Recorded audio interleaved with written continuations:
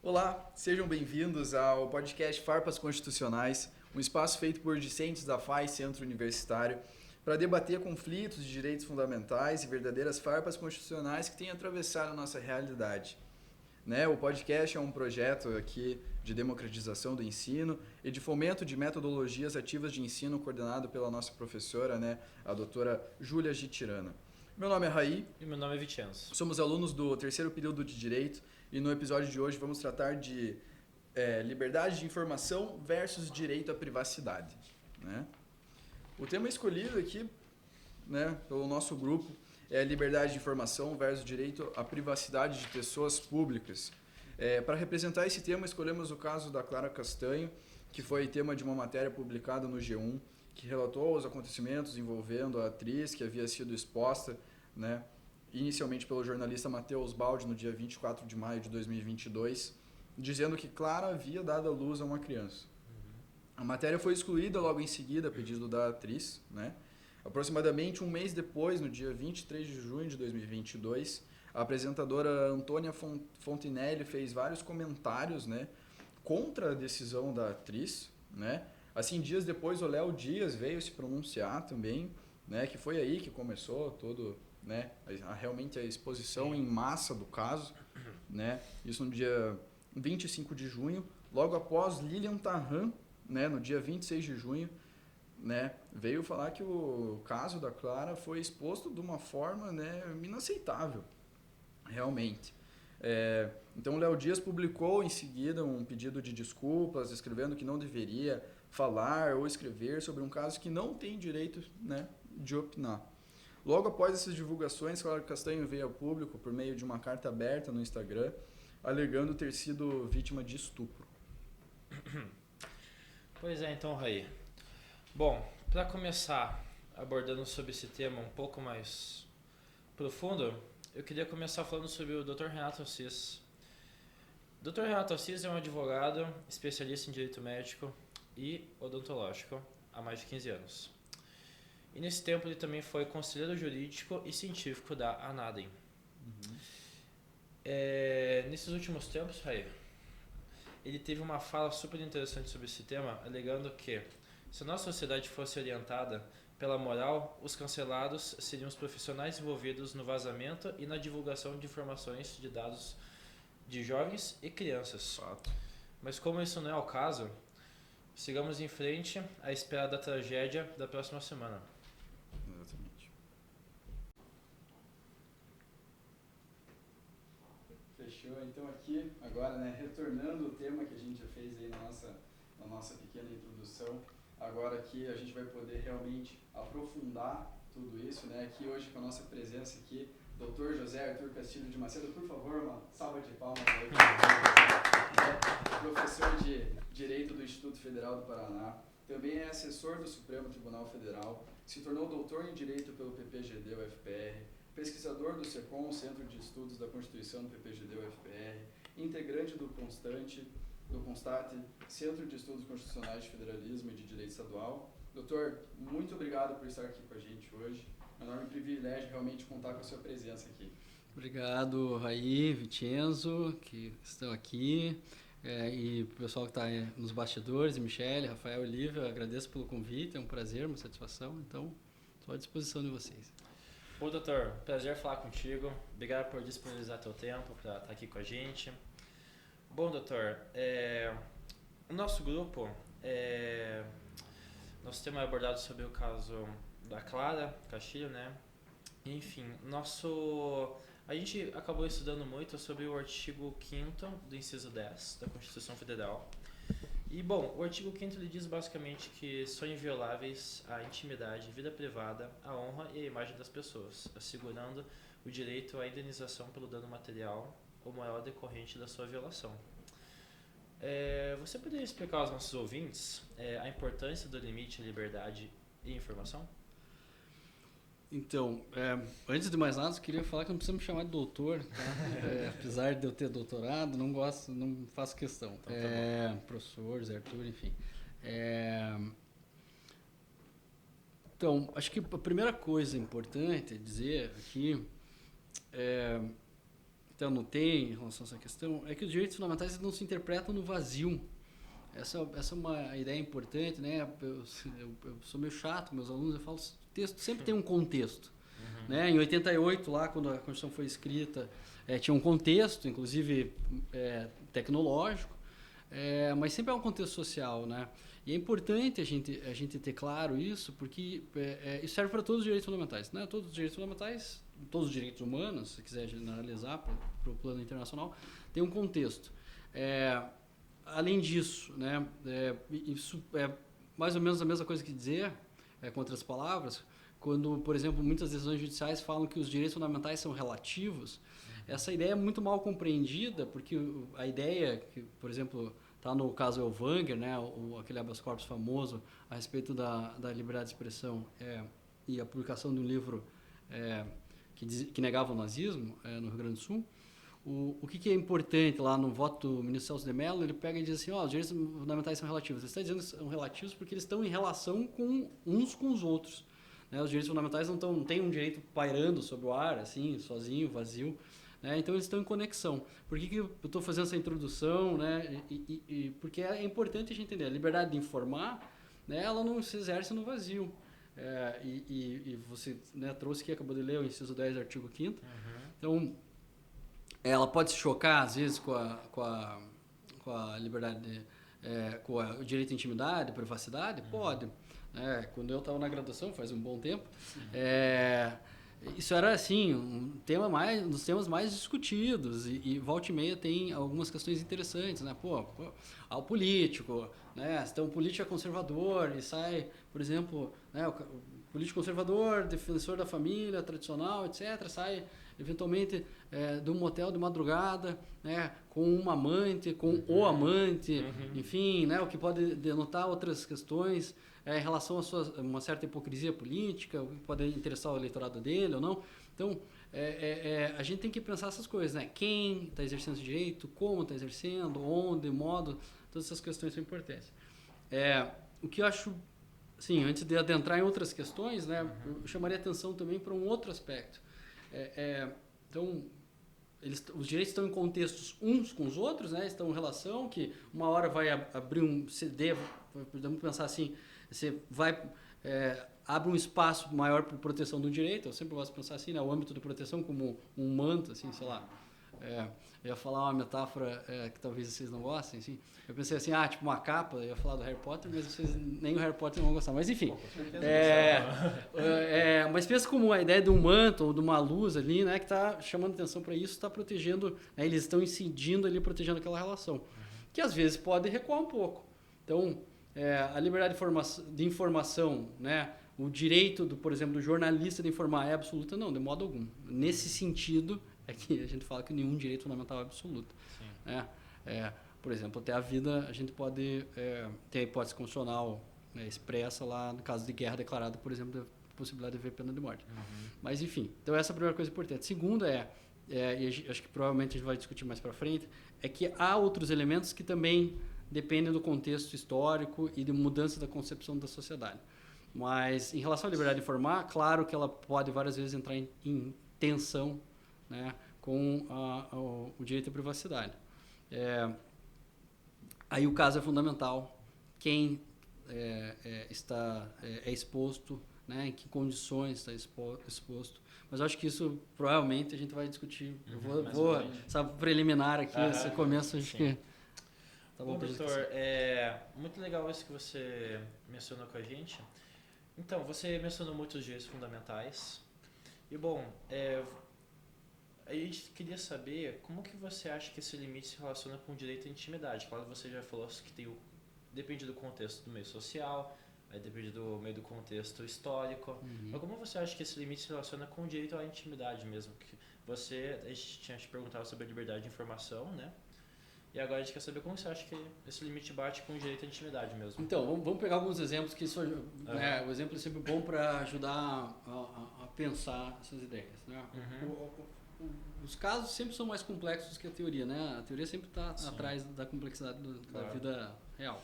Então, vamos pegar uns exemplos. Então, assim, esse exemplo clássico que está nos livros desde os anos 2000, né? Do político, tá? Vamos imaginar um jornalista que vai lá e persegue um político para tentar dar esse flagra, porque há uma suspeita que ele é incoerente, por exemplo, e assim, com as suas práticas políticas. Isso pode ser coisas que para algumas pessoas podem ser banais. O sujeito é defensor, por exemplo, dos direitos dos animais, né? Se diz vegano e tal, mas de repente, na calada da noite, está lá num churrasco. São questões que podem parecer para algumas pessoas irrelevantes, mas que para outras são relevantes. Então, o que acontece? Qual que é, digamos, a teoria e os entendimentos comuns em relação tanto à teoria como à jurisprudência, né? Então, qual a ideia? Então, a figura pública, vamos começar pelo caso do... Eu estou falando político aqui, tá? Mas para não ficar político ou política, mas ambos os gêneros aqui não há uma discriminação em relação a isso. Pode ser a política ou político. Então, porque a política pode gerar essa ambiguidade maior. Mas, enfim, o importante então, esse agente público, esse agente político está lá e é pego. Qual que tem sido a jurisprudência? A jurisprudência pega e diz, olha, a informação tem relevância pública, né? Então, o que é algo relevante no caso de um político? Algo que interessa, né, ao seu eleitorado, por exemplo, se for um deputado, um vereador, né, senador, etc. Ou alguém chefe do executivo. Por exemplo, é relevante um chefe do executivo se ele pretende, vamos imaginar, privatizar uma empresa pública. Mas aí ele está tendo relações, está em jantares ou em festas privadas com pessoas que podem vir a comprar essa empresa. Isso pode ser relevante. Então, agora, seria relevante, talvez, eu gosto de dar o seguinte exemplo. Eu tenho irmão, mas vocês têm irmão, mas às vezes brigas de família, as coisas ficam meio acaloradas e tal. Claro. Então, políticos também têm irmãos. Então, vai lá, eu conheço alguns políticos que têm vários irmãos. Aí vai lá numa briga de família, né, ele desfere alguns elogios à esposa do irmão, né, ou vice-versa e tal. E aí vai lá o irmão e remete tudo isso para um jornalista, para vazar, mostrar que, por exemplo, um político que era super responsável, um exemplo na sociedade, no grupo da família, ele não consegue se conter. Não é exigido político e na vida privada ele tenha sangue de barata. Né? Então ele pode ter sentimentos. E isso é de interesse público? Depende. Se estiverem discutindo, por exemplo, uma questão estritamente familiar, eu diria que não. Tá? Mas um contra-exemplo disso é o caso, lembrei agora, tempo de vocês, mas o caso do PC Farias, né? O impeachment do ex-presidente Fernando Collor, né, ocorreu por uma briga ali com o irmão dele e tal. Então, vale a pena, inclusive, depois se dar uma olhada em relação a isso. E teve uma denúncia na revista Veja, isso ficou bem famoso. Então, beleza, essa figura pública. Então, vamos pegar uma figura pública, mas que não exerce o cargo público. Então, note, o cargo público e a função pública, né? O que interessa ao público no sentido da função pública, né? Não se deixar as pessoas se interessam por todos os aspectos da vida das outras. Aliás, tem uma série que eu sempre gosto de indicar, as pessoas às vezes reclamam, mas chama The Crown, que fala sobre a monarquia inglesa. Em matéria constitucional é muito interessante para entender a dinâmica lá de como funciona uma constituição não escrita, né? Mas, quando os episódios vão chegando para mais recente, eu sempre brincava que essa série nunca ia acabar porque a Rainha Elizabeth não morria. Agora já deve estar planejando alguma, com todo respeito a Vossa Alteza a Rainha. Mas, enfim, o ponto aqui fundamental na Inglaterra, uma indústria de paparazzi. Na Europa, em geral. E a monarquia interessa muito. Tanto que na Europa tem um caso famoso, que é o caso da Caterine de Mônaco. O que basicamente consistia? O paparazzi ficou perseguindo a Caterine de Mônaco e pegou fotos, tirou fotos dela, enfim, íntimas. No primeiro caso, se submetido à jurisdição da Corte Europeia, ela ganha, porque o que decide o tribunal? Ele fala, olha, peraí, qual era a relevância pública da informação? Nenhuma, eram questões sobre intimidade, etc. Alguns anos depois, acontece o mesmo fenômeno, só que ela é pega, acho que num barco, assim, tirando fotos, e mostra o pai dela. Mas o que era relevante aqui? A informação que o pai dela supostamente estaria doente. E isso poderia ser de interesse do público, porque aí tem uma questão de sucessão da monarquia. Então, note, a mesma pessoa, contextos diferentes, isso acontece. e figuras públicas, mas não tão públicas não, como políticos, por exemplo, artistas. Então, artistas, sobretudo artistas que ganham com a exposição da sua imagem, também tem uma certa restrição ao seu direito à privacidade. E aí também tem um outro critério que eu esqueci de falar, em relação aos políticos, mas que em relação aos artistas fica mais claro. Em regra, o outro critério utilizado pela jurisprudência, pela doutrina além da informação ser pública, né, no caso dos políticos isso fica mais claro, a pessoa voluntariamente disponibilizou essa informação. Uma coisa é eu chegar lá na minha rede social e postar uma foto. Tá? Outra coisa é alguém tirar uma foto, eu estou andando na rua, sem autorização, etc. Então, são coisas bastante distintas. Uma questão, tem um caso muito interessante, ele é comentado no livro do Anderson Schreiber, que é um civilista, chama Direitos da Personalidade, o nome do livro, e também é comentado mais rapidamente pelo Derek Carvalho Ramos no curso dele de Direitos Humanos, que é o caso de Santa Catarina. Santa Catarina aconteceu a seguinte situação. Tinha lá uma mocinha, numa praia de Florianópolis, fazendo topless. Foi lá um fotógrafo e tira uma foto com uma teleobjetiva, que são aquelas lentes de longo alcance, distante dela, e pega o rosto da moça e essa foto é publicada no jornal, lá de Santa Catarina. O que eu sempre chamo, eu brinco com meus alunos, falo, imagine você, eu dava aula no interior do Paraná, na divisa de Santa Catarina, em Palmas, imagina lá a Oma, aquela avó alemã, vendo o jornal, abrindo o jornal, a foto dos seios desnudos da filha dela, da neta dela, que ela achava que estava lá na UFSC estudando engenharia, sei lá o quê. Notem, a maior parte da doutrina pega e fala o seguinte, não, tem duas coisas aqui importantes. Primeiro, o local é público e ela quis expor-se, então ela tirou a parte de cima do biquíni, então não haveria aí discussão alguma a respeito do direito à intimidade. Mas o Anderson Schreiber faz uma provocação que eu acho muito interessante, por isso que eu estou falando desse caso. Ele fala, será que na esfera pública nós não temos direito à privacidade? Só porque você está no espaço público, digamos lá, você está lá ficando com alguém, tá? E por isso essa informação é relevante para todo mundo. Será? Eu concordo com ele, ele faz uma crítica, esse julgado do TJ de Santa Catarina chegou até o STJ, dizendo, olha, o STJ e o TJ disseram que não, ela não tinha direito a indenização nenhuma em face do jornal, porque ela dispôs a isso. E porque ele mostra uma ponderação interessante. Pô, o fotógrafo falou com ela? Ela podia saber que ela estava sendo fotografada? Não. Ela estava sendo fotografada de longe com uma lente de longo alcance. Se ela pudesse saber, talvez ela pegasse e cobrisse. E aí, a questão do consentimento, eu diria esse terceiro elemento fundamental, é relevantíssimo.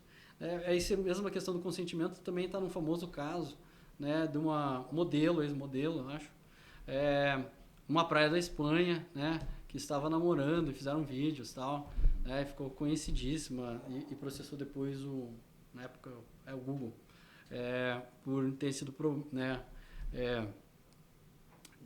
publicadas essas imagens. Então, falei de três coisas, o político, o artista e a pessoa comum.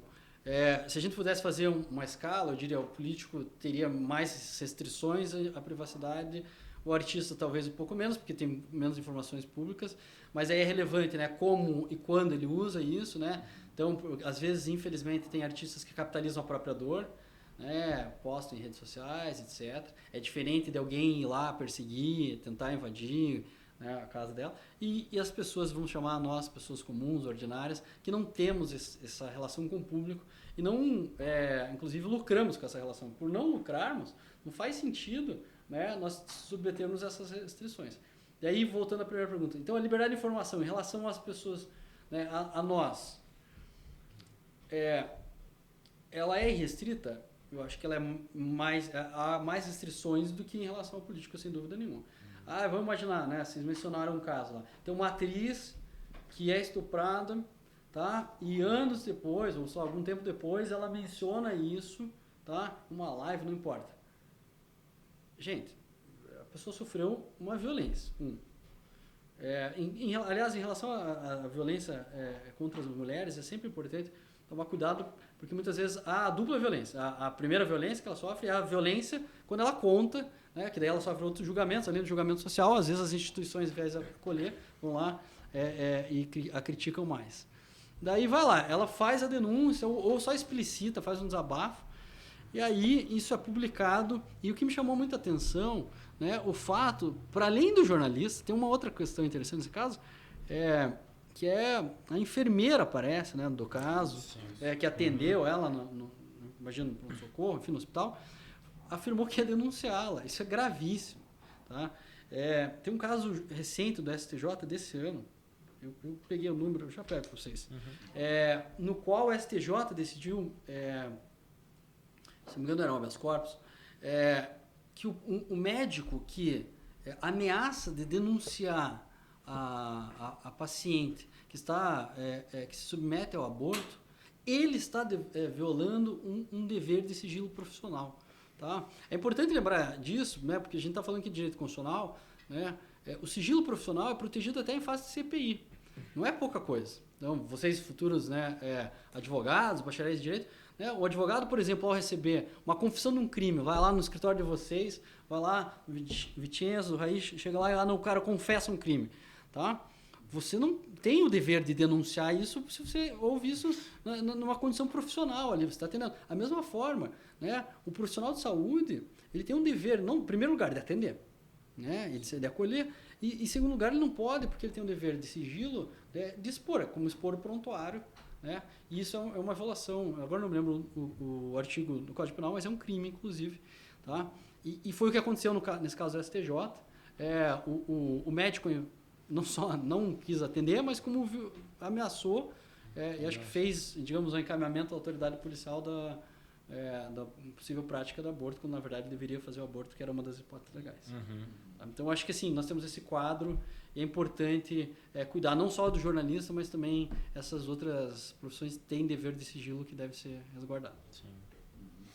Então o senhor, assim, né, com tudo que a gente abordou aqui agora, especialmente das figuras públicas, né, quando se trata agora, né, da mídia, essa flexibilidade, né, que a gente abordou aqui também, a influência que esses famosos têm sobre as suas ações, né, para o seu público, né, pessoas com milhões de seguidores, milhares, que já conseguem atingir, né, grande parte. Né. A gente tem um grande exemplo, né, o caso da Carolina Dickmann, né, que originou o próprio nome da lei, né, quando teve esse computador invadido, as 36 fotos íntimas da atriz, né, foram divulgadas nas redes sociais, após ela tentar sofrer uma tentativa de extorsão. Então, assim, tendo em vista esse caso, né, e se a gente for colocar numa balança o caso da Clara, né, que repercutiu, né, na mídia, virou um projeto de lei e tal, né, se efetivou.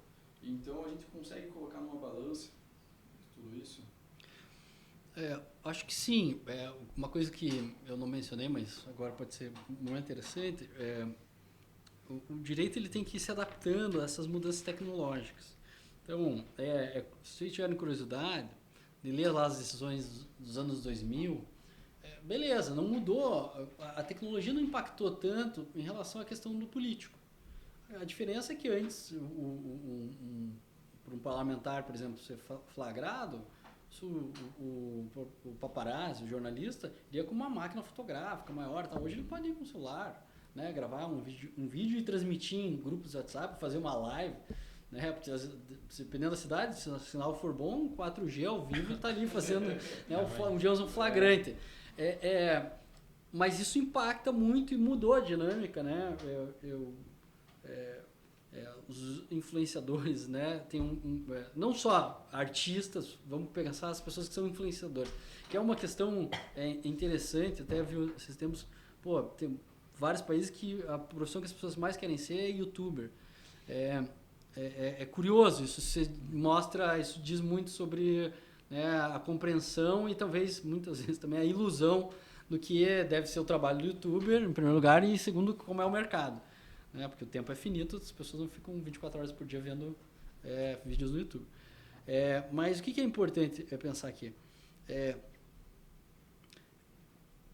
Eu entendo que assim, há uma certa responsabilidade, sim, de quem fala, porque, em primeiro lugar, no direito brasileiro, e aliás, em qualquer democracia do mundo, mesmo na norte-americana, que a liberdade de expressão tem menos restrições, ou eles aceitam coisas, aliás, só nos Estados Unidos aceitam algumas coisas que no resto do mundo civilizado não é aceito, por exemplo, o discurso de ódio. Mas quem exerce uma liberdade sempre haverá uma responsabilidade, essa é a ideia. Seja a liberdade de informar, então, o que é importante? Jornalistas têm padrões de conduta. Eu leio há muitos anos um jornal, tem me irritado, porque o jornal claramente começou a fazer manchetes cada vez mais sensacionalistas, que é aquilo que tem um nome bonito em inglês, que é o clickbait, o caçador de cliques, que é para a pessoa, porque daí como é que os patrocinadores veem? Pô, pessoas estão acessando muito esse site, então vou lá, vou dar dinheiro, vou patrocinar isso. Como há uma crise do jornalismo, uma crise de financiamento, porque qualquer um pode fazer, criar sites, pode ter uma página, então isso aconteceu aqui no Paraná, infelizmente, um jornal local mudou muito seu perfil em razão disso, então isso pode acontecer. Agora, por que eu estou falando disso? Porque o jornal tem ainda pelo menos algumas regras, ou em tese deve tê-las. O jornalismo tem regras. E há regulações, por exemplo, a publicidade tem uma autorregulação do CONAR, que é um órgão dos próprios publicitários que eles trazem padrões de conduta. Agora, qual é o problema do influenciador? O cara vai dizer, não, aqui é só estou exercendo liberdade de expressão. Mas tem influenciador que funciona quase como um comentarista, como político ou como jornalista. E aí, será que não está exercendo mais do que liberdade de expressão, enquanto enquadrar essa conduta, mas uma liberdade de informar? E aí, se sim, a resposta, eu diria, sim, há responsabilidade. Como na liberdade de expressão também há. Mas a responsabilidade é maior quando você está informando. E aí eu queria provocar vocês um outro aspecto que decorre disso, que é a responsabilidade dos influenciadores em relação a crianças e adolescentes. Muito do debate, da falta de debate que está ocorrendo em relação ao chamado PL das fake news, que é uma discussão necessária, tá? Já adianto aqui, sou completamente favorável a algum tipo de regulação. Qual regulação? É isso que a gente deveria estar discutindo. Tá? É uma ilusão que plataformas possam fazer e agir como agem no Brasil, descumprindo regras do direito brasileiro, tá? Que não fazem em outros países, por exemplo, na Alemanha, nos Estados Unidos, etc. Então, há aí um certo desrespeito ao direito brasileiro que não pode ser admitido, sob pena de a gente criar uma imunidade que não tem base no direito. Mas o que é importante a gente discutir? Pô, peraí, qual é a responsabilidade das plataformas em relação a isso? E qual é a responsabilidade de quem gera o conteúdo? Isso também está em discussão, vai entrar em discussão no Supremo Tribunal Federal, portanto, por isso eu não posso falar, sobre isso não posso falar. Não é um caso já julgado. E estará em discussão também, se vocês tiverem curiosidade de procurar, na Suprema Corte dos Estados Unidos, para vocês verem como o assunto é importante. E é uma discussão bastante semelhante do que tem o Extraordinário e ADIs aqui no Supremo e lá nos Estados Unidos também, que é sobre a responsabilidade da plataforma sobre o conteúdo postado, porque lá como aqui com o Marco Civil da internet, a plataforma não tem responsabilidade sobre o que é postado. Quem tem responsabilidade é quem posta. A lógica é essa. Tá? O argumento lá é interessante, que eu falo isso porque já saiu a notícia. Qual é o argumento lá? Pô, mas o algoritmo indica vídeos a partir dos meus cliques. E ao indicar vídeos, daí é a plataforma que me está indicando, não é mais por exemplo, o vídeo da pessoa lá que eu procurei. Então, pense nisso. Então, a criança lá, o adolescente, vai ver um vídeo de um comentarista de jogo lá que ela gosta. Mas aí, aos poucos, vai sendo indicado vídeos cada vez mais violentos, ou vídeos na sequência, cada vez que levam por exemplo, a comportamentos violentos. E assim, não sou ingênuo, dava aula no ensino médio até abril do ano passado. Tá? É uma bobagem achar que só jogar videogames faz as pessoas. Isso é uma visão muito simplista, da situação. Mas, jogar videogame, não ter interações sociais, ter problemas de relacionamento, etc. Todo um conjunto de vários fatores podem ajudar as pessoas a se radicalizarem, a cometer atentados, etc. E aí? Tá? Não estou dizendo que o PL só discute isso, porque não é isso que se trata. Mas eu acho que aí a gente precisa discutir mesmo. O que é dito, como é dito. Né? Ninguém é livre para... É incrível. Há uma visão, e para concluir sobre isso, tá? Equivocada, que não tem respaldo no direito brasileiro, e eu diria, não tem... às vezes tem respaldo só no direito dos Estados Unidos e não tem respaldo no direito da Inglaterra, da Alemanha, da França, da Argentina, Portugal, Espanha, todos os países da União Europeia, tá? Todos. De outras democracias que vocês diriam consolidadas, que é a ideia de que eu posso falar o que quer, o que eu quiser, e as pessoas que lidem com isso, qualquer reclamação é mimimi, eu tenho direito a fazer discurso de ódio, eu tenho direito a discriminar. É bom lembrar, a Constituição Brasileira tem um mandamento no artigo 5º se não me engano, no inciso 42, que manda criminalizar condutas atentatórias aos direitos fundamentais. No artigo 3º, um objetivo fundamental da República, combater as desigualdades sociais e regionais e combater toda forma de preconceito. Então, isso não tem respaldo no direito brasileiro. Não existe direito a ser, desculpa a expressão, mas sim, direito a ser escroto com os outros. Né? E aí, você me pergunta, e o influenciador pode ter responsabilidade? Eu acho que deveria ter, a gente precisa começar a discutir isso.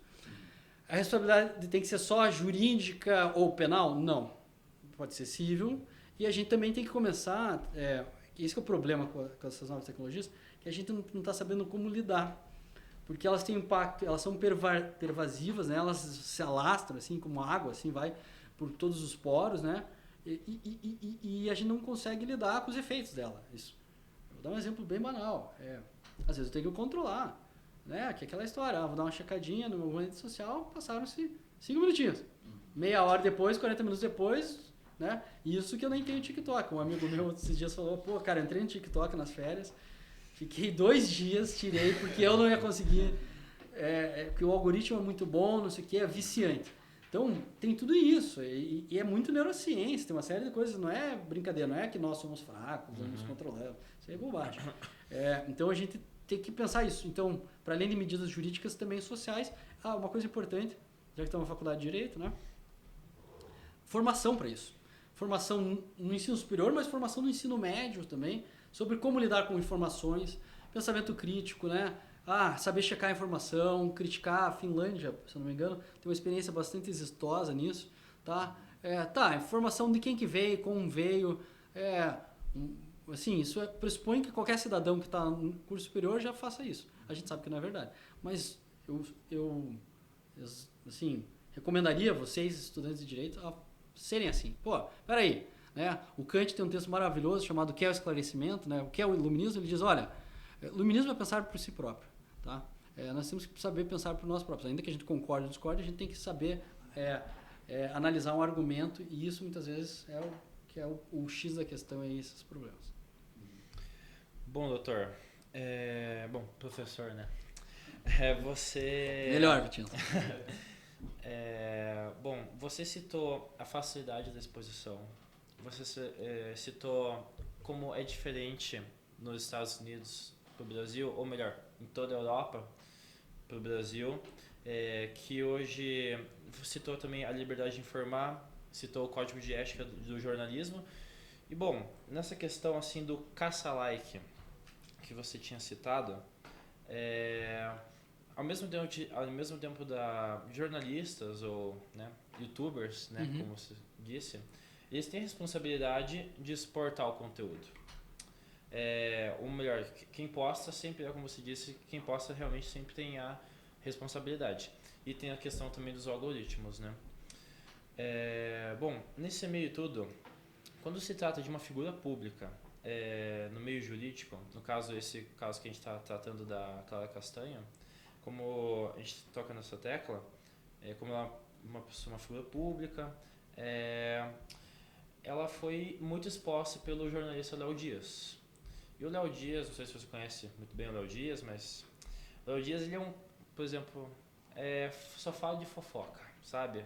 Então, ou seja, ele quando você citou caça-like, já tipo bateu, sabe? Com o nosso assunto. Ele realmente é aquele jornalista de caça-like. Tá no momento, ele vai colocar e tipo...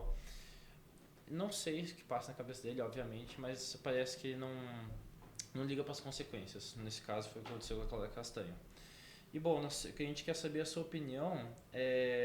Foi correta a atitude do Léo Dias em divulgar a história da Clara Castanha, pelo menos antes dela aceitar isso? Olha, se perguntasse assim, se ele viesse, digamos, se ele fosse meu cliente, um advogado, viesse fazer a consulta, eu posso fazer isso? Eu diria, não recomendo. Como professor, como advogado, eu diria, acho que pode dar alguns problemas para você. Né? As pessoas nem sempre, né, aquela coisa, o conselho é bom, nós damos, mas as pessoas nem sempre seguem esses conselhos. Claro. Ponto de vista jurídico, você acha correto? Eu diria, não é a melhor forma de proceder, não é correto. Do ponto de vista sobre outros aspectos, digamos, éticos, acho um problema, mas você deu aqui um contexto importante sobre, digamos, o modus operandi do Léo Dias, desse jornalista. Eu me lembrei até, eu não sou pessoa não gosto de novelas, mas eu me lembrei de um personagem, não sei porquê, veio na minha memória, porque acho que o personagem era muito caricato, do Paulo Betti, numa novela, que era um jornalista justamente lá atrás, que fazia isso, divulgava, eu nem sei qual novela que é. Mas, enfim, depois vocês dão uma procurada. E aí era isso, ficavam procurando, fulano de tal, tá em tal restaurante, não sei o quê, com quem... esse fuxico. No Brasil, até a gente tem uma indústria menos desenvolvida em relação a isso. Na Europa, isso foi muito desenvolvido. Tanto é que chegou a discussão, a princesa Diana, a mãe do William e tal, da Harry, não sei o quê, ex-esposa na época, Príncipe Charles, teria morrido, né? O acidente teria sido causado porque os paparazzi estavam perseguindo ela para tirar uma foto, né? Aí causou um acidente. Então, notem, olha que coisa, né? E aí também é um pouco importante, eu estava falando de questões sociais, né? Então, como nós, enquanto sociedade, lidamos com esses influenciadores? Até que ponto nós nos deixamos influenciar também? Porque eles têm esse poder porque nós damos. Então, os tabloides vendem na Inglaterra porque as pessoas compram. Então, quem gosta de vamos imaginar assim, desse açúcar aí, da fofoca, de saber da vida alheia. Eu não sou muito dado a isso, mas, enfim, eu não recomendaria o Léo Dias fazer isso, mas, enfim, ele fez. E, claro, é possível de responsabilização. Aí, de novo, civil, eventualmente até criminal, dependendo o que, né? Algum crime contra a honra, se houve injúria, se houve difamação. Então deve haver relação com a ética e a moral, né? Daí. Calúnia, né? A princípio parece que não, né? Ele não imputou crime a ela, mas pode ser, isso pode acontecer mesmo. Enfim, acredito inclusive que ela deve ter tomado essas medidas. Não só o Léo Dias, né? A gente tem páginas também como a Choquei, né? Não sei se você já escutou falar. Com certeza. Já ouvi falar. Então tem até essa ironização, né? Tá aí o seguidor número 1 da Choquei, que é quando uma pessoa, né, que não sabe nada daquele assunto, né? Ou que, né, só tá lá pra realmente querer ganhar curtida em cima de um tema realmente bem delicado, né? Então... uma coisa que eu acho que é interessante a respeito desse caso, quer dizer, duas coisas interessantes. Aquele ponto que eu falei da dupla violência com a mulher, e eu acho que aí, por exemplo, aqui eu falo como professor, né? Não, digamos, se fosse uma recomendação doutrinária, né? Dogmática, assim, eu diria, eu acho que, por exemplo, um juiz numa ação civil, na qual a vítima pede danos morais, tem que aumentar o dano moral, por exemplo, pela reiteração da conduta. Então, digamos, ele faz isso várias vezes com a mesma pessoa. É quase um bullying. Né? Segundo lugar, a pessoa, né, o jornalista faz isso o modo operandi, o seu modo de agir. Peraí, acho que a forma de responsabilização pelo próprio Código de Ética e pelos padrões de éticos da disciplina que regem a profissão do jornalista. Não é razoável esperar que um jornalista... vamos lá, jornalismo não é fofoca. Ainda que haja... há uma discussão, a gente pode discutir, mas tem revistas, tinha uma época, era muito famosa no Brasil, a revista Caras, nem sei se existe mais, tá? O Anderson Schreiber comenta até que tinha também uma época a revista Bundas, em homenagem a Caras, que era uma sátira, mas enfim, questões jocosas à parte, uma questão interessante, a gente pensar assim, pô, claro que existe um padrão. Por exemplo, em relação a veicular fatos, olha só, foi uma questão que caiu na prova do doutorado, inclusive, lembro agora. Qual o limite à liberdade de informação? Segundo a jurisprudência brasileira, e seguindo uma linha que existe no direito alemão, né, um jornalista pode alegar que está exercendo a liberdade de informação se ele está veiculando um fato verídico, tá? Ou que, né, naquele momento era uma informação verídica. Por exemplo, é um exemplo que é importante. Pô, as pessoas reclamam muito assim, foi ajuizada uma ação penal contra um político ou uma ação de improbidade administrativa, acusando que ele, por exemplo, cometeu uma fraude em uma licitação, né, ou que ele cometeu algum fraude em uma licitação e caso de corrupção, né, um crime e a questão de improbidade administrativa. Foram ajuizadas essas duas ações pelo Ministério Público, vamos imaginar do Estado do Paraná, ou, enfim, Ministério Público Federal, se o político for Ministério Federal e os recursos federais. Muito bem. Aí tá lá a notícia, vai lá o jornalista conta, né, divulga essa notícia. Aí o político fica indignado, isso acontece. Ajuiza uma ação de danos morais, dizendo você está me difamando, ou ele não se reelege na outra eleição por causa disso. Tá? O que se entende? Pô, se o jornalista divulgou, primeiro, o fato é verdadeiro, houve a denúncia. Ele tomou a cautela que se espera de uma objetividade mínima do jornalista. É diferente dele ir lá e criar uma opinião que falseia, que inventa histórias. Segundo lugar, depois ele foi absolvido na esfera criminal e na esfera civil, lá na esfera no processo de improbidade administrativa, ele foi julgado. E o que aconteceu? Comprovaram que não teve nenhum problema na licitação. Ok, mas ele não tinha como adivinhar lá atrás. Claro, você vai dizer todos se presumem inocentes até que as pessoas sejam condenadas, é o que demanda a Constituição. Claro, mas aí é um outro problema que, né, a gente pode discutir sobre viés da criminologia, da sociologia, que a sociedade muitas vezes condena as pessoas nesse processo, a gente não leva a sério o devido processo legal, infelizmente, e é uma coisa que eu sempre recomendo, né, enquanto estudantes, todos nós somos estudantes, sejamos formados, graduados, graduandos, tá? Sempre estamos estudando direito, e assim, espero que sempre estudando, né, porque senão é um risco para a sociedade não estarmos estudando. Sim. A gente tem que ter claro, né? Às vezes, por exemplo, durante anos meus alunos ficavam perguntando, professor, o que você acha do tal processo? Eu não li o processo. Se eu não li o processo, eu não dou opinião. Eu posso dizer, pode ser tal coisa, pode ser tal outra, mas não posso dar uma opinião assim categórica se a gente não lê o processo, né? Por isso minha cautela aí em relação ao próprio leodismo. Então essa é uma coisa que eu queria ressaltar a vocês, né? O jornalista, quando age assim, a liberdade de informação está protegendo ele. Por outro lado, como eu estava falando, temos que evitar esse duplo julgamento e as redes sociais, em regra, ajudam a fomentar o moralismo e práticas, né, de extrema direita que violentam, que desrespeitam a mulher, que tratam a mulher como um objeto. Né? Então, desculpe os termos, mas é vagabunda, né? uma prostituta, não sei o quê, blá blá blá blá blá. Um monte de preconceito, de julgamento sobre a vida alheia, muitas vezes de pessoas que não têm a menor condição, do ponto de vista ético, de opinar sobre a vida. Quer dizer, as pessoas não têm condições de opinar sobre a vida alheia em geral, né? Mas né, não tem moral para literalmente fazer isso. Então, eu gostaria de ressaltar isso porque, infelizmente, as redes ampliam isso. Então o sujeito vai lá e divulga, e aí por que ele ganha likes? Porque as pessoas, eu fico impressionado.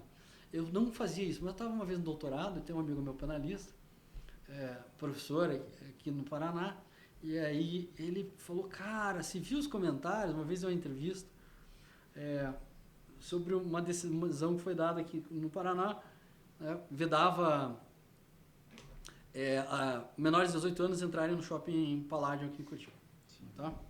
Aí eu disse, o juiz foi inteligente, porque ele não autorizou o shopping a discriminar, né? Porque o que o shopping queria? Estava sendo combinado naquela época encontro de turmas, tá? Que iam se desafiar e talvez saíssem na porrada. Né? Mas junto com isso vai junto o preconceito, é um bando de mano, tá? Não sei o quê, e todos os preconceitos e estereótipos que infelizmente existem, né? Contra a cultura hip hop. Então, o juiz foi inteligente e disse, não, menores de idade, desacompanhados dos pais, não podem entrar. Só que eu falei, isso é um precedente perigoso. No meio de uma frase só ficou isso, é um precedente perigoso. Essa foi a manchete, né? O jornalista meia hora de conversa, colocou isso. É um precedente perigoso, opina professor de direito. Aí os comentários eram lá, leva pra sua casa, leva pra casa da sua mãe, daí pra cima. Aham. Eu nem vi, meu irmão falou, esse meu amigo, pô, você viu os comentários? O problema é que daí eu comecei a ver os comentários. E ver comentários na internet, não façam isso, crianças, né, quem estiver ouvindo e vendo, você desacreditar completamente na humanidade. Então, isso. E uma última coisa que é importante, eu esqueci de falar antes, que é o chamado efeito Streisand. Efeito Streisand, existe esse nome por causa da atriz Bárbara e cantora Bárbara Streisand, né? Que aconteceu? Ela processou um jornalista dos Estados Unidos por veicular alguma informação que era íntima dela, violando o direito à privacidade, justamente o que a gente está falando aqui. Caçador de likes, na época não era likes ainda e tal, e o Ibope. Qual o problema? As pessoas foram muito mais atrás porque ela processou. As pessoas não sabiam da notícia lá, digamos, da foto dela, do vídeo dela. Mas aí porque teve a notícia, Bárbara Streisand processa jornalista por divulgar conteúdo, aí as pessoas foram atrás do primeiro conteúdo. Isso acontece a rodo. Tá?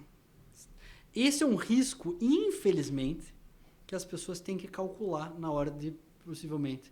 E aí o advogado tem que estar atento, advogado, né, quem for orientar, porque às vezes é isso que eu acabei de falar para vocês. A mulher, se principalmente for uma mulher, né, então ela já foi às vezes julgada, ela já sofreu uma violência, ela foi julgada às vezes institucionalmente, quando ela foi à delegacia, por exemplo, espero que não, né, ou no hospital, e às vezes uma quarta vez pela sociedade, que daí fica comentando e tal. E aí tem um outro problema que para concluir esse assunto, que o Supremo Tribunal Federal entendeu que não existe o direito de esquecimento do direito brasileiro. E por entender isso, então, dependendo do caso, a notícia, você não poderia retirar alguns conteúdos, né, da internet, isso pode volta e meia voltar. E sempre tem alguém, infelizmente, maldoso, que vai lá, aposta e requenta uma velha polêmica, infelizmente. Teve, né, até o caso da apresentadora, né, no mesmo caso, que ela simplesmente fez comentários sobre a decisão da Clara, só falou, né, o que vem na cabeça realmente. Igual, eu acho que a professora Júlia vai ficar, né, orgulhosa agora, não cabe ao intérprete falar qualquer coisa sobre qualquer coisa, né? Então, É verdade. Né, até onde aí que pode ir a opinião, né, das pessoas. No caso dessa apresentadora, inclusive, né, é muito triste o que eu vou falar, mas ela reforça o que eu acabei de dizer, que ela reforçou a violência contra a vítima, a atriz, obrigado, com mais moralismo. É muito triste isso, né? Você vê mulheres reforçando violência contra mulheres, sendo que, né? Enfim, infelizmente a gente vive num país onde todas as mulheres, infelizmente, correm risco em relação à sua integridade física. Então, e aí, de novo, o moralismo alimenta... por que a extrema-direita não quer qualquer regulação de redes sociais? Porque você aumenta, né, mais pessoas vão ver, e aí, porque um trend topic, né, é um tópico que está no topo, que as pessoas, todo mundo está vendo, aí você é curioso, todos nós temos algum grau de curiosidade, vamos lá ver, e daí, assim, a coisa não tem fim. Até o Twitter, né, já está fazendo isso, inclusive, né, Sim. de alguns posts, né, ele desmente, né, analisa, né, o próprio sistema já está fazendo isso. Sim. Né? E agora, aqui, né, falando para os nossos ouvintes, né, aí no futuro, né, que não tenham as mesmas atitudes desse jornalista hoje, que tipo, essas pessoas não atuam, né, como jornalistas efetivamente, só querem colocar a opinião delas em prática, né. Eu acho que o Twitter é a principal rede para isso, que todo mundo fala, né, sobre qualquer coisa, focam apenas nas polêmicas, BBB. Ou o Telegram. Manchar mesmo a reputação de alguém por um motivo, né, qualquer aí. Qual seria a sua dica, assim, para essas pessoas, né, que você falou das crianças, né, dos adolescentes na escola, de aprenderem a analisar, né, o que está ali postado? Tá, vamos separar por partes essa questão bem relevante. Aliás, com os outros também, mas não quero fazer aqui, né, futurologia, não sou mãe de Ná, Talvez seja do tempo de vocês essa. Não, Eu essa denunciei eu a minha sei, idade. essa eu sei. Mas, assim, recomendações. Como eu disse para vocês, no Instituto Federal, eu dava aula no curso de Direito em Palmas, mas aqui, desde 2020, eu estou aqui no Campus Colombo.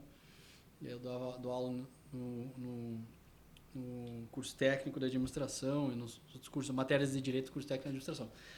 E inclusive para alguns cursos de informática. E aí a gente já teve alguns problemas lá. Problemas, assim, normais de ensino médio, né?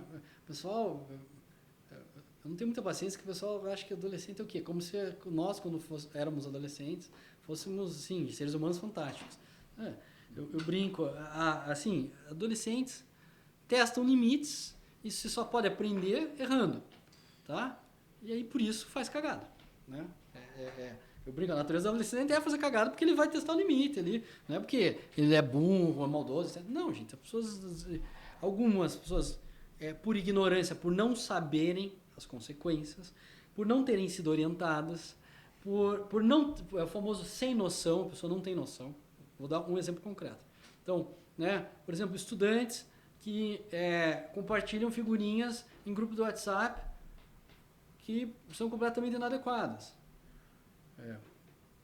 Desde pornografia, a pessoa não sabe que a suástica é símbolo do nazismo. Professor, tem gente que não sabe que a suástica é símbolo do nazismo? Tem. Até porque, se você mudar a ordem, pode ser um símbolo budista, né? Então, todas essas questões, né, eu vi que você citou a professora Júlia, isso? É uma questão hermenêutica aí. O que acontece? Diria, melhorar a interpretação de texto na vida, melhor se situar melhor, em primeiro lugar, gente, as pessoas leem muito pouco. Ler mais ajuda. Ler boa literatura. Não é... Leiam, estudem bastante direito, isso vai fazer bem, vocês vão se tornar bons profissionais, mas vocês só vão escrever bem lendo boa literatura. Os bons autores do Brasil, a língua portuguesa é maravilhosa, tem tanta coisa boa para ser lida, leiam. Nada como um Machado de Assis para captar a ironia, a filigrana. Você está num depoimento, numa audiência como advogado, às vezes é no tom da voz, mas se você ler o Machado, você vai dizer, não tem maldade, né? Então, às vezes as pessoas não captam, e isso é um problema. Eu vi um meme, na verdade era uma postagem de um tweet, né? Mas meio meme, assim, tipo, jovens, estude interpretação de texto, para que a gente não possa, para que depois a gente não tenha que ficar discutindo, porque as pessoas chegam no Twitter e não entendem ironia. Porque a ironia pressupõe entender o texto, né, o subtexto, né, o contexto ali implícito, né, com quais textos estão sendo dialogados. Né? E aí também é muito engraçado. Às vezes a pessoa está se elogiando. Um mês atrás, eu vi um negócio no Twitter e chorava. Tipo, a pessoa estava elogiando. Aí vinha uma pessoa assim, sei lá. Eu comi uma manga maravilhosa, uma manga Palmer maravilhosa hoje. Mas qual é o seu problema com a maçã Fuji? Nenhum, mas eu só estou elogiando, eu só quero elogiar a X, né? Não estou nada contra isso. Então, o Twitter rola um pouco isso. Ler é fundamental, claro, mas isso aí é prática, né? Vamos vivendo. Em relação aos alunos do ensino médio, eu sempre falo, mas acho que isso serve para a vida. Cara, faça o seguinte teste. Pense 2 segundos antes de postar alguma coisa. Pode dar, vou falar um jeito mais apropriado para a audiência. Pode dar uma merda. Pode dar um ruim. Né? Pode rolar alguma besteira. Se você pensar em 2 segundos e achar que talvez possa, você nem imagina, você não tem noção. Mas assim, se pairou algum sinal de dúvida, não é nem a fumaça no bom direito. Tem 0 fumaça. Mas tem um fósforo, né? Não posta. A regra é essa, não posta. Por vários motivos. Um deles eu acabei de falar, né? O exemplo do Twitter é bom por causa disso. A pessoa pode tirar do contexto. Maldade existe, infelizmente. Eu já fui vítima de crimes virtuais. Aliás, por exemplo, uma conversa privada, num e-mail, né? Que seria como uma conversa no WhatsApp hoje em dia, né? No tempo era no e-mail mesmo. Estavam contando uma notícia, aí, invadiram o meu e-mail, mandaram uma lista. Existia um negócio, tá? Vocês ouviram falar nisso? Chamada lista de e-mails. Era como se fosse um grupo do WhatsApp, mas cada um tinha que mandar e-mail, né? da faculdade, assim, inferno. Então, assim, deu processo criminal isso. Caramba. Porque envolvia pessoas, né? Expor pessoas. Então, assim, eu falo com propriedade, assim, eu tenho lugar de fala em relação a esse assunto. Então, cara, era uma conversa privada, mas por que eu falo isso? Porque às vezes a gente escreve, qualquer um de nós está sujeito a escrever uma coisa, a ser mais enfático, né? Tem uns alunos que estão se formando, uma vez eles fizeram uma besteira, eles mandaram aí, já formados agora, mandaram um e-mail assim, alguém falou, agora a gente está se formando, é bom lembrar disso aqui. Era um e-mail que eu estava dando uma bronca na turma lá. Então, isso acontece. Eu não tinha escrito nada demais, era uma bronca, não era nada demais. Então, pode publicar. Então, esse critério. Qual o problema? O mundo está cada vez mais complexo e aí a educação tem que colaborar para que a gente seja cada vez mais inclusivo e sensível à dor do outro. Tem uma passagem muito linda da Hannah Arendt, na Condição Humana, no livro Condição Humana, que ela fala que a dor é o que há de mais privado do ser humano. Eu concordo com isso. Ou se vocês preferirem, né, como diria o Caetano, cada um sabe a delícia, a dor e a delícia de ser o que é. Então, ninguém sabe do seu trauma, o estresse que você teve por isso, por aquilo. E só você vai saber. Então, às vezes, pega num negócio, às vezes é um negócio que é uma besteira pro Tienzo, mas o Raí sofre. É uma besteira pro Raí, mas eu sofro. E assim vai. Então, a gente tem que tomar cuidado com isso. E é um aprendizado contínuo.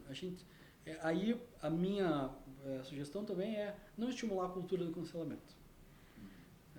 Pessoalmente, do ponto de vista pessoal, como conduta ética e como professor de direito, eu não recomendo isso. Por que eu não recomendo isso? Porque eu acho que todos nós vamos errar algum dia. Eu espero que poucas vezes, mas não muitas vezes e não de forma muito grosseira. Tá? Eu acho que hoje em dia é injustificável algumas práticas. É muito difícil, tá? A pessoa não entender, por exemplo, que é racismo. Tá? Então não vê, sabe? Chega. Sabe? Piadinha racista, já deu, tiozão do pavê, menos, né, cara? Você pode crescer, sabe? Você não tem direito de ficar sacaneando a pessoa pela sua característica pessoal, etc. Modo, orientação sexual, etc. Agora, às vezes a gente erra a mão. A gente tá bravo, nós estamos bravos, putos. Nós escrevemos no momento, aquela coisa, né? Se beber, não tweet, né? Não mande mensagens, né? Se tiver bravo, não mande mensagem, porque daí é isso. Namorados, gente. Pelo amor de Deus. Uma briga de casal, vai lá, foi postada na rede social. Claro que as pessoas, às vezes, falam 1000 palavrões e depois... Aí tem 1 milhão de músicas sertanejas, eu não gosto, mas enfim, sobre a reconciliação, né? As pessoas se reconciliam, e é tapas e beijos, isso aqui é uma maravilha, e é ótimo, inclusive, depois.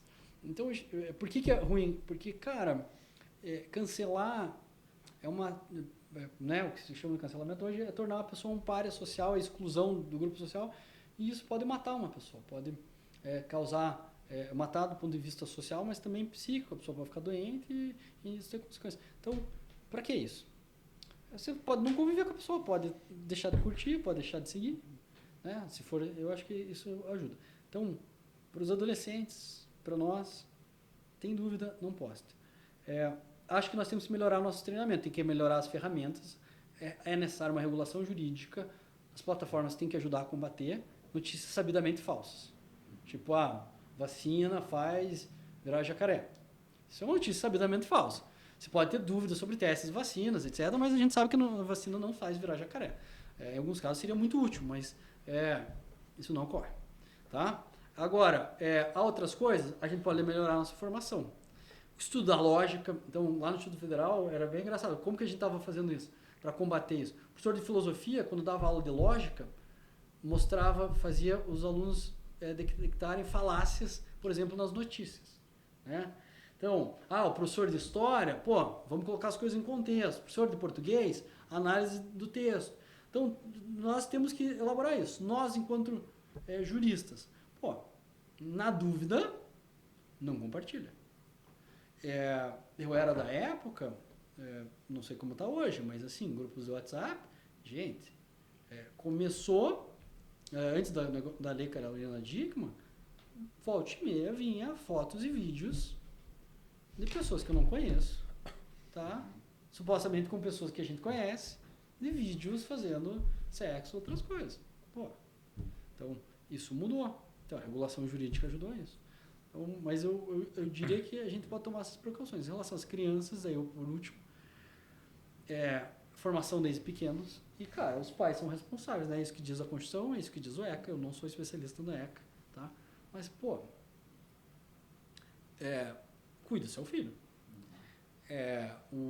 As redes sociais ou as plataformas, né, de vídeo, etc., podem ser mais danosas à saúde psíquica das crianças e dos adolescentes do que a escola.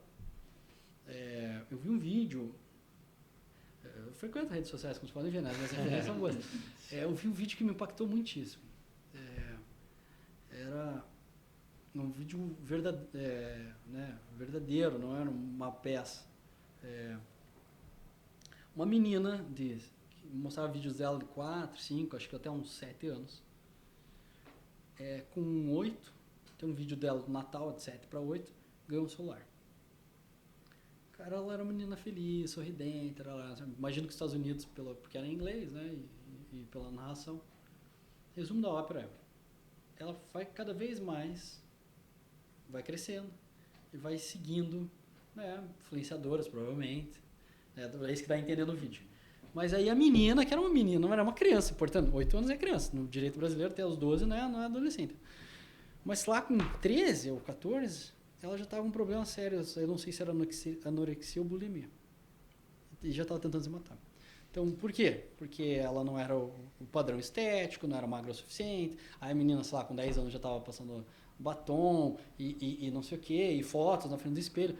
Eu não sou dado ao moralismo, tá? Não estou criticando. A pessoa é feliz, a criança e os pais têm a supervisão, fazem isso, ok. Não é um julgamento, né, do mérito ou sobre a moralidade disso ou aquilo. Mas mostra depois o depoimento da mãe que a menina teve uma clínica e quase chegou a morrer por conta disso. Então, assim, ok, que bom que ela sobreviveu, mas assim também, até que ponto os pais não têm mais responsabilidade nisso? E todos nós temos. A gente já falou isso antes, né, em relação a que a gente dá moral para os influenciadores. Talvez dar menos moral também ajude. Bom, isso da educação, né, que você falou principalmente, né, frase mais comum: educação vem de casa, né, essencialmente. Então, tudo isso aí que a gente conseguiu abordar, né, os pais, eu acredito agora ironizando, né, igual sua mãe vai falar para você, leva o guarda-chuva, leva uma blusa que vai esfriar. Cuidado aí com o que você vai postar, cuidado aí com o que você vai estar vendo, né? E isso que você falou, né, da menina também, acredito que esse fanatismo que gera por alguns influenciadores, por algumas pessoas, até, não sei, né, no caso da Clara Castanho, como a gente observou, né, que ela não ficou com a criança e tudo mais, né, que forma também, às vezes, não expor ela, às vezes a pessoa tem uma opinião própria, às vezes de crença também, né, querer ficar com a criança, e às vezes pode não ficar com a criança justamente por causa, né, do que a influenciadora fez. Não foi a intenção dela, nem agir dessa forma, mas essa manutenção, né, como a gente pode agir, né, nesse sentido. Duas coisas que você falou que são importantes. Uma é o comportamento de manada. Tem um texto primoroso do Freud, chama Psicologia das Massas e Análise do Eu, acho que é isso. Cara, o Freud no começo do século XX, né? O Freud, inventor da psicanálise, consequentemente da própria psicologia. E sim, se puder indicar outro texto que é mais curtinho, né? Chama O Mal-Estar da Civilização, vale muito, ou Mal-Estar na Cultura, dependendo da tradução, vale muito a pena. Mal-Estar na Cultura também é no começo do século XX, ambos, né, do começo do século XX. Notem, começo do século XX. Rádio, tá? Cinema, tal, ali. Não é o cinema lá da época do nazismo, porque o nazismo usou pesadamente o rádio e o cinema. Na época do nazismo aconteceu algo que a gente está vivendo agora, que é essa mudança tecnológica muito grande para os padrões da época. Depois as pessoas vão acostumando, mas agora a gente está vendo e estamos todos atordoados, tá? Vocês ainda nem votavam, mas em 2018 eu vi o que aconteceu. E eu, como eu dava aula no interior, eu via as coisas acontecendo. E a simultaneidade das coisas acontecendo e as pessoas não estavam vendo. Eu conversava com os cientistas políticos, as pessoas não estavam vendo, não tinham como medir isso. Mas por que eu estou falando isso? O que o Freud falava já lá no começo do século, que o ser humano tem, como animal social que é, né, como diria o Aristóteles, a seguir o grupo. Tá? Análises depois, economia comportamental, neurociência, só foram comprovar isso que ele já falava lá atrás. Nós tendemos a seguir os grupos. Então, portanto, não... De novo, eu falo, vamos parar de falar mal dos adolescentes. Não é só adolescente que se faz besteira por causa do grupo. Universitários também fazem besteira por causa do grupo. Né? Juízes e juízas, advogados e advogadas, políticos fazem besteiras, médicos. Desculpe, mas o Conselho Federal de Medicina se indigna mais com a volta do mais médicos, tá? Ou com médicos cubanos indo a locais onde os médicos brasileiros não querem ir, por 10 mil reais, módicos 10 mil reais, tá? Que era isso o edital, tá? Porque advogado que ganha 10 mil reais por mês, é bom registrar, né? Não é a maioria, a OAB tem esses dados, tá? Mas, com discurso antivacina, com defesa de remédio que não tem eficácia comprovada, o Conselho Federal de Medicina não criticou. Para mim, há algo de errado nisso, há um problema. Por quê? Comportamento de grupo. Né? Às vezes um não quer criticar o outro e é assim que às vezes as coisas vão escalando. Então, tem um autor também que fala muito bem disso, chama Cass Sunstein, que é um constitucionalista norte-americano, foi inclusive professor do Obama, trabalhou depois com o Obama. Tá? Acho que ele está em Harvard, continua em Harvard, é professor de Chicago há muitos anos. Ele trabalha muito com a questão da liberdade de expressão, vale muito a pena ler os textos dele a respeito disso. Tem um livro dele que foi muito famoso, chamado Nudge, né, que fala do empurrãozinho. Nudge em inglês é um empurrãozinho, né, é uma ajudinha que às vezes as pessoas dão. Mas ele é um jurista. Então, ele também ressalta isso. A segunda coisa que é importante, você falou e me fez lembrar, me instalou aqui um negócio que eu talvez não tivesse pensado antes. Qual o problema dos pais? As tecnologias novas para a gente também. É fácil para a gente ensinar aquilo que a gente já fez. É difícil a gente, principalmente quando a gente é mais velho, não é o caso de vocês, tá? Aprender coisas novas. A gente fica mais preguiçoso para aprender coisas novas. Vocês estão no gás aí, toda hora aprendendo, é ótimo. Então, aí você chega em casa lá, você quer lá ficar vendo a sua rede social, etc. E nós nos relacionamos com o celular e com as redes sociais, ou com as plataformas em geral, de uma forma mais conservadora, eu diria. Mais, sei lá, antiquada, provavelmente. Tá? Não é o caso, provavelmente, de vocês. Não. Vocês têm TikTok? Óbvio. Não tem? Tá? Então, aqui já estou defasado na nossa conversa. Então eu não consigo entender o alcance da plataforma. Eu sei, já li, que me interessa, que o algoritmo do TikTok é melhor. Tem esse depoimento agora desse meu amigo, meu colega. Eu fiquei impressionado. Ele falou, cara, não dá. Então tem isso, tem essa primeira coisa. Mas tem outra coisa também. Então é difícil ensinar o que você não sabe. Mas também é necessário fazer uma educação digital. E aí é difícil, porque eu também... talvez o pai tenha que entrar na plataforma, brincar um pouquinho, ver qual é, e acompanhar. Porque você falou, não, né, a metáfora é boa. Em Curitiba, principalmente, né, quem não é de Curitiba estiver vendo isso, tá? Curitiba tem 4 estações em um dia. E é sempre, quando sua mãe fala, né, leva uma blusa, guarda-chuva, cara, é aquele toró, você sai do estágio, eu estudava à noite, então era uma delícia. Então, ao toró às 3 da tarde, ficava com o sapato molhado, até às 10h30, 11 horas da noite, né, com o sapato molhado. Então, isso acontece. Por que há um problema em relação... Essa metáfora é boa, mas tem um problema. Porque muitas vezes a criança, adolescente, o adulto mesmo, é meio incauto, ele não sabe o que ele está sendo levado. Entendeu? A chuva a gente vê que está vindo, né? O céu fica escuro, a gente se molha. Como é que você não vê? Tem um filme muito bom, que poderia ter sido feito na época das redes sociais, que explica bem isso, chama Outra História Americana. Para mim, brilhante ator Edward Norton, que mostra como um menino branco, que era crítico, tinha um professor negro, e que era crítico, aos poucos, por influência de um pai. Olha só, O filme da minha época de adolescente. Eu denunciando a idade de novo. Um pai branco, meio ressentido, começa a dizer, não, o que esse professor está falando? Isso aí é uma bobagem, não sei o quê. Começa aqui. Moral da história, o cara virou neonazista. Ele comete um crime, ele é preso. É uma cena muito impactante, não vou dar o spoiler, tá? O filme, até aqui não é muito spoiler do filme. Cara, é o típico eleitor Donald Trump dos Estados Unidos. Um homem branco, que está irritado com o mundo, tal, às vezes perdeu o emprego. Então, a gente, assim, esse mundo é complexo, tá? Mas e lá mostra bem o processo de radicalização. As redes sociais aceleram isso muito mais rápido, esse processo de radicalização. Porque ali meia hora você consegue assistir quantos vídeos do YouTube?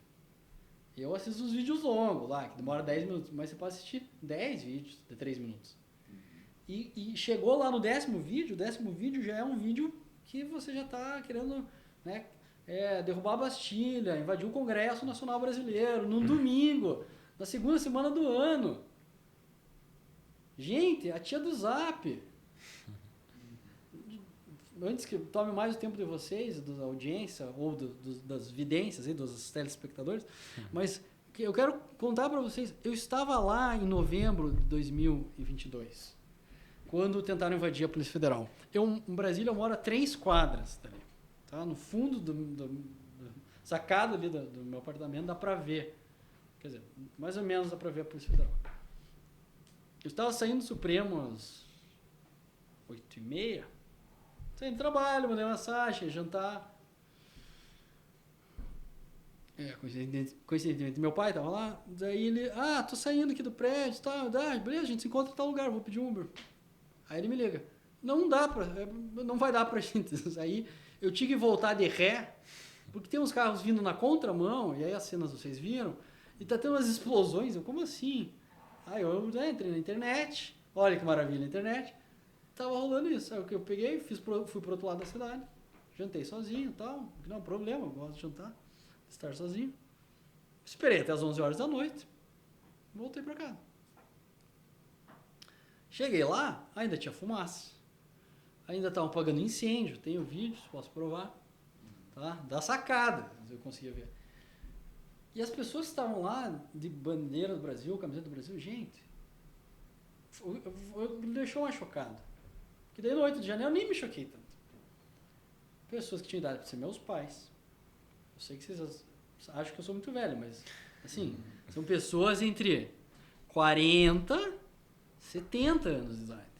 Tá? Não é um bando de jovem revoltado. Vocês não acompanharam, mas em 2013, né, eu era professor, as revoltas de 2013, as pessoas falavam, um bando de jovem responsável, que quer tarifa zero, que não quer pagar o ônibus, imagina, que está reclamando de 20 centavos. Hoje a passagem em Curitiba subiu bem mais que 20 centavos naquela época. Tá? São parentes, né? Às vezes eu me pergunto, onde é que está o Ministério Público, a Câmara de Vereadores, né? Não questiona esse arranjo. Claro, contratos têm que ser respeitados, tá? Não sou a favor de quebrar contrato de concessão. A gente tem que respeitar o direito administrativo e a Constituição garante isso. Agora, a modicidade da tarifa é um direito do usuário, também está na lei dos serviços públicos. Fecha parênteses, né? Cara, são pessoas que não sabem lidar com as redes. Aliás, vejam lá os denunciados, as denúncias foram recebidas lá do pessoal que estava nos acampamentos, né? Inclusive lá no Supremo, essa semana. Tem muitas pessoas que idade para ser nossos pais, avós, que são, por incrível que pareça, mais vulneráveis às redes sociais do que nós. E aí, para fechar, porque tem um impacto também de estar sozinho, de envelhecer. Minha avó faleceu em 2021, ela não era, ela não usava o WhatsApp, tá? Nem celular. Mas deu para ver claramente nesse processo dela, quando ela envelhecendo, quando ela perdeu as amigas. Ela tinha um lanche toda quarta-feira. Quarta? Ou quinta? Enfim, acho que quarta. Toda quarta-feira ela ia de tarde no lanche. Cara, na medida que foram perdendo as amigas do lanche, isso impactou profundamente na saúde dela, mental. Então, o grupo do WhatsApp dá essa noção de que você faz parte de alguma coisa, você faz parte de algo maior. Isso é bom, isso nos faz bem. Isso pode ser a torcida de futebol, pode ser a atlética da faculdade, o que eu recomendo, aliás, podem ir nos jogos jurídicos, faz bem à saúde, tá? você não deixa de ser professor de direito constitucional, como é o meu caso, né? Eu fui nos jogos jurídicos, faz bem a saúde. E na nossa época, inclusive, muito. Eu agradeço a Deus por não ter celular com câmera naquela época. Eu sempre falo isso para os alunos. Você não estava meia dúzia preso, meia dúzia ou mais. Com várias músicas xenófobas, machistas, etc. Nós evoluímos. Por que eu sou contra o cancelamento? Porque eu evoluí. Isso que na época, no Universidade Federal, a gente já tinha uma discussão sobre gênero e tal, mas eu tinha amigas feministas que às vezes eram condescendentes com algumas coisas que hoje são inadmissíveis. Enfim, então nós somos sujeitos a isso, estaremos sujeitos, precisamos aprender. Tem uma frase do autor alemão, Jürgen Habermas, que fala que a democracia é um processo de aprendizado falível, ou seja, sujeito a erros. Tá? Eu cito o autor alemão, que todo mundo acha mais inteligente, mas o Paulo Freire já falava isso, de outro jeito. Nós aprendemos com os nossos erros e nós aprendemos com muitas pessoas. Né? Então, eu acho que é esse o canal. Os pais têm esse problema, têm essa questão. Até eu acho que baixar o TikTok depois dessa conversa para aprender a mexer, poder opinar. Isso da questão da geração também, né, que você falou, é engraçado. Como as pessoas mais velhas, na real, são as que mais são afetadas, né, pela mídia. Esse tempo chegou minha avó no almoço. Todo almoço minha avó traz alguma tragédia diferente, né? O Faustão morreu, a Xuxa morreu, o Silvio Santos morreu. O Silvio Santos morreu, já foi e voltou umas 5 vezes lá em casa já. Então eu que sou mais velho, né? Gosto da escolinha do professor Raimundo, que eu assisti lá e agora. Com certeza adoro um personagem que é comum nas faculdades de Direito, que é o seu Rolando Lero, que diria morreu pra você. Pra mim tá vivo, né? No coração. Então, com certeza. E é impressionante. Porque eles também não têm esse filtro, não têm esse treinamento. E eu diria mais, tem mais um outro problema que o Cass Sunstein já demonstrava. O Freud não sei se falava disso, acho que não. Mas o Cass Sunstein demonstrava. Sabe qual é o problema? Particularmente das redes sociais, e aí que ganhou muita força no WhatsApp e tal, que é você confia em quem mandou. O Raí, meu neto, estudante de Direito, me disse. Ele é estudante de Direito, cara. Que é isso? Claro que ele sabe o que ele tá falando. Às vezes o Raí só encaminhou e tava trolando, e tava zoando, né? Tinha uma ironia ali e ninguém sacou, né? Fora do contexto tal. Mas é isso, a gente confia às vezes quem enviou. Cara, já aconteceu isso com meu pai, é economista, tem doutorado. Falou, pai, pelo amor de Deus, presta atenção.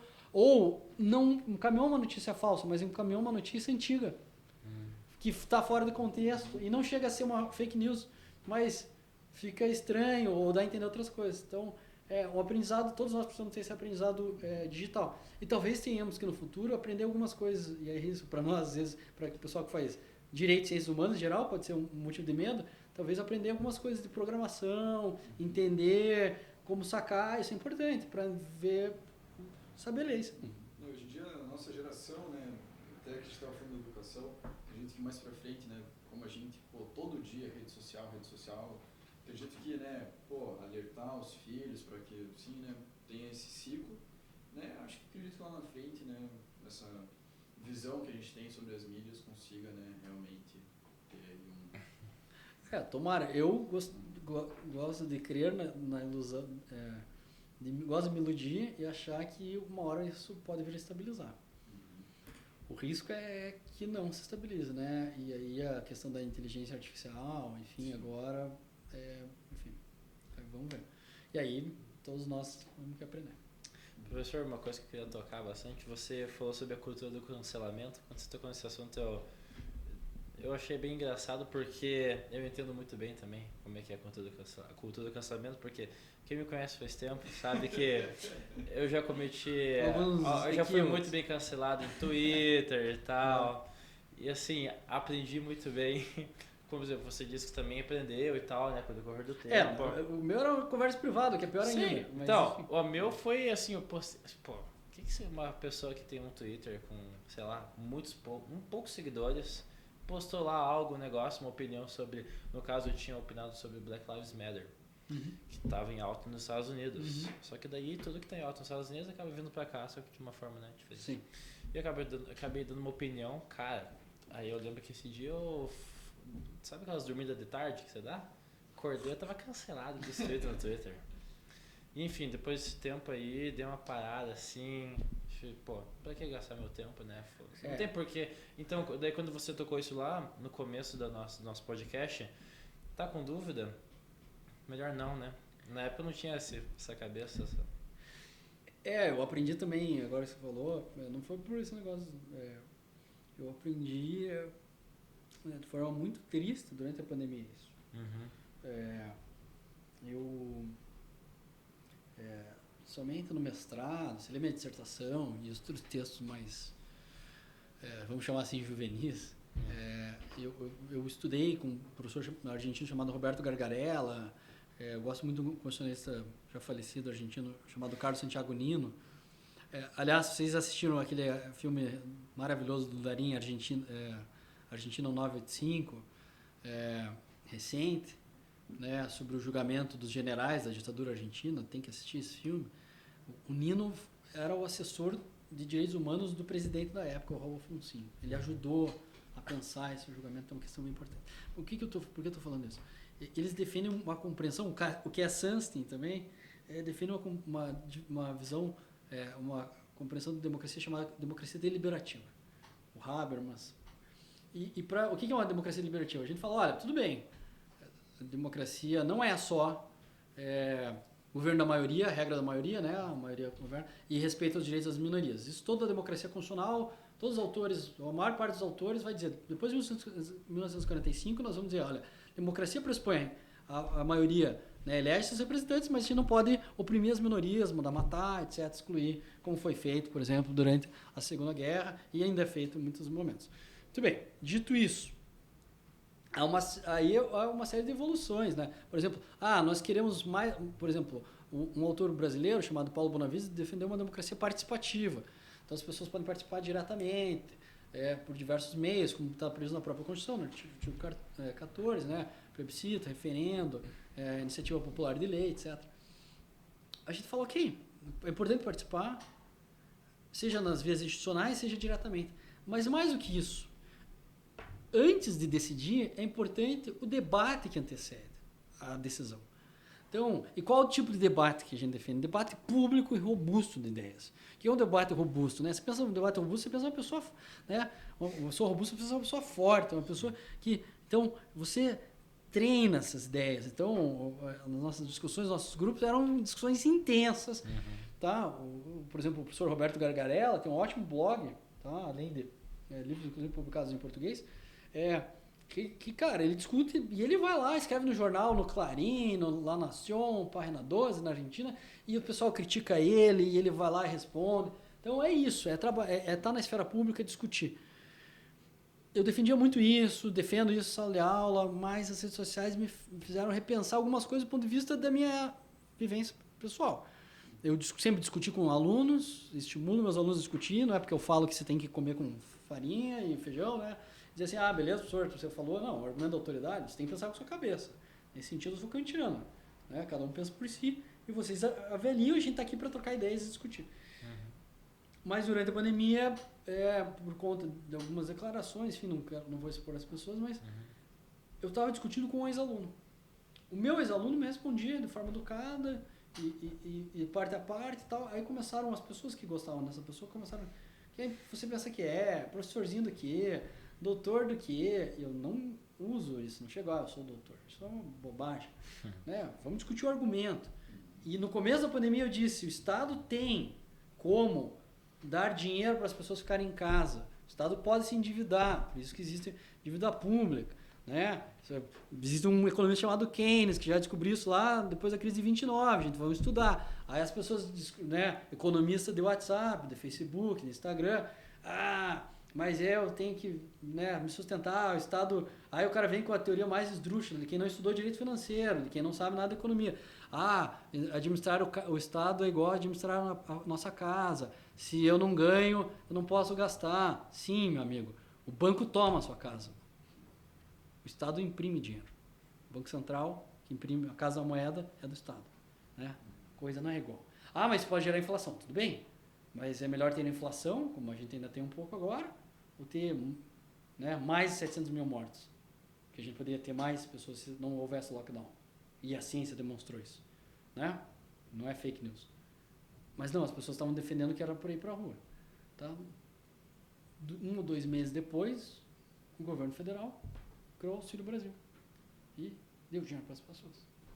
Só que nisso, eu falei, não vou mais discutir, porque as pessoas começaram a ser agressivas, começaram a vir no meu Facebook, eu nem era amigo da pessoa, a me xingar.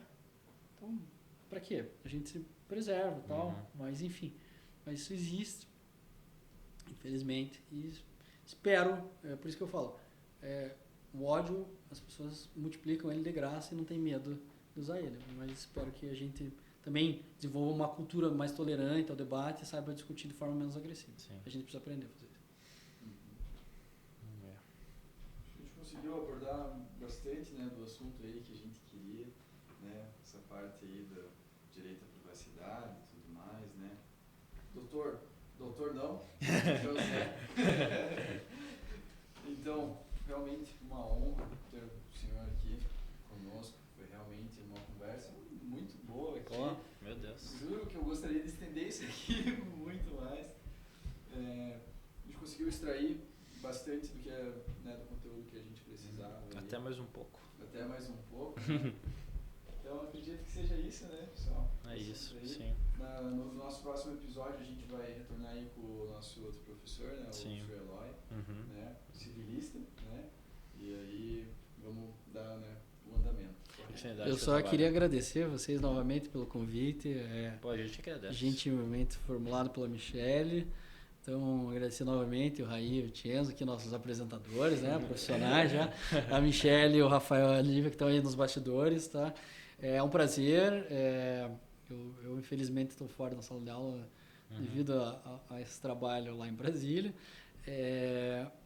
Mas eu morro de saudades, como vocês podem ver, eu falo que não é uma matraca. Sim. Então eu espero que se alguém ouviu, agradeço eu ter ouvido até o final, tá?